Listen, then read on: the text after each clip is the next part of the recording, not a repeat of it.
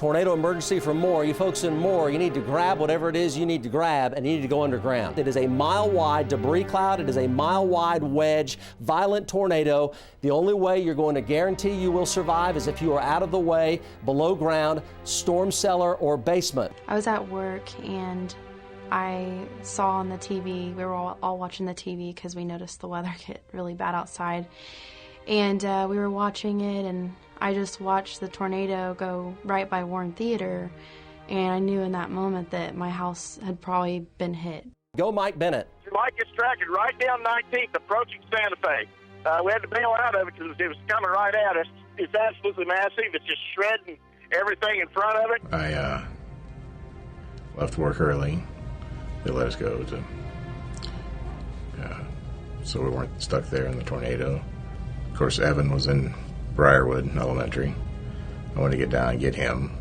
Had to stop a few times along the way for torrential rain, and I thought hell was going to come through the windshield a few times, and was sitting under a gas station carport, and it let up, and something just told me, just go, go, go. Finally made it down to Briarwood. They had lost power already, and went to Evan's classroom. Couldn't see a thing. All I heard was "Daddy." Said, "Come on, let's go." Saw the teacher. I said, "Waved at her. I've got him." She said, "Get out, bye." And we run to the truck, and he asked, "Are we going to be okay? Are we going to be okay?"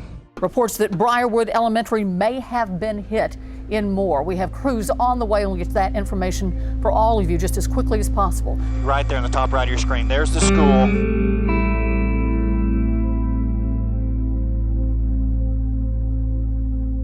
We had to park about 2 miles out and walk, and I remember just my shoes getting ruined and just all the water in the ground and just debris everywhere. And we saw my house, and the entire thing was just, it was just strange how the living room was standing and my sister's bedroom, and that's it. My bedroom was on the second floor, so it was just gone. And that was that day. It was pretty traumatic. We get down there, and I was happy.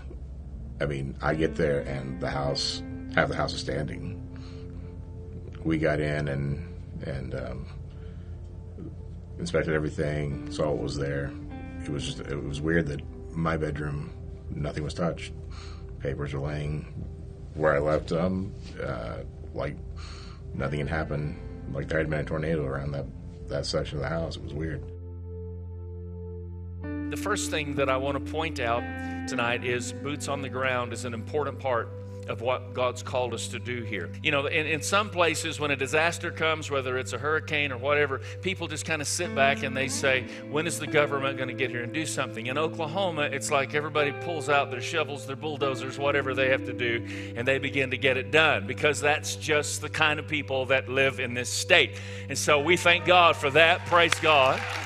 But in this particular instance, I have to say, it's as if God had set us up to have built a huge empty warehouse very near not only to Moore, but also, let's not forget, Shawnee in that area, and we're very central to that with a securable facility, a very large securable facility. And so I just think that it's in the works that God's been kind of setting us up so that we can fill our Destiny Christian Center warehouse and make it available. We are becoming a distribution center. These are the things that we will provide as a distribution center. We will provide water, food, basic necessities. The church needs to rise up. The church needs to rise up and take her place and fulfill the commission, and not just focus on immediate relief, but long-term recovery and ultimately eternal redemption in the lives of the people in our community. Pastor called me right away and just said he, had heard what had happened, and that he wanted to help in any way he could. They the church pretty quickly donated me some money to help, replace some immediate stuff that I needed. And I had some of my friends that attend Destiny, they're so gracious. I've never been to a church where people are just so ready to help and give and support, And it didn't just take that traumatic time to see that Destiny has a heart, Even before that, it's just been so awesome to be here. Have friends and family help out with moving and getting things, and people in the church just came and said, "What do you need?" "Hey, I've got a trailer. Let's go get some stuff." "Hey, I've got a dolly. Let's do this." And I was thinking, okay, well, when? And they were just like, "Well, let's do it now. Let's go." And it was just great. It was all part of a new start that we were going through anyways, with our life, with being involved at Destiny. I wasn't affected directly by the tornadoes, but last year around this time, I was a student at Platt College.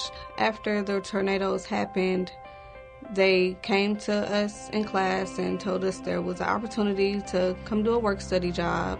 And they said it would be at different places going to help all of the people affected by the tornadoes, but we would mainly be here at Destiny Christian. And I worked there, I believe it was probably about 2 weeks before my mom passed away. Pastor Lawrence called me and he asked me, could he just pray with me?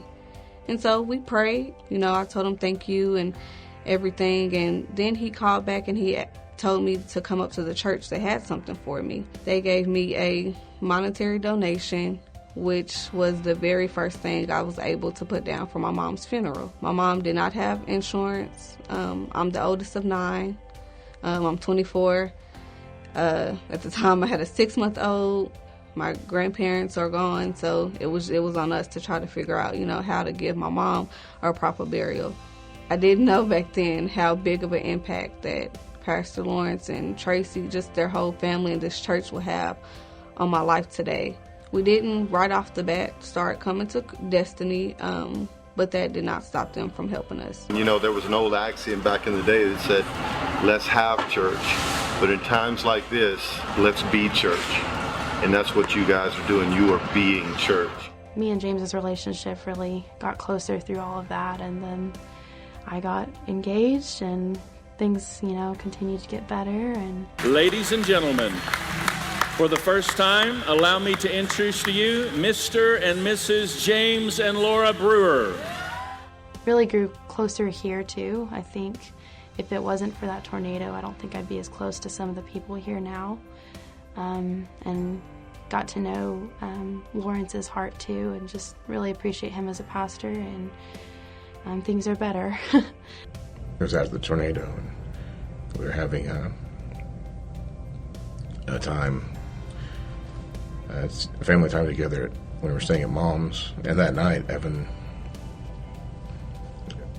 talked about professing his faith, being saved, and we walked him through that prayer. And then a few weeks later, he was baptized by Pastor Lawrence, and it was great. Awesome. Yeah!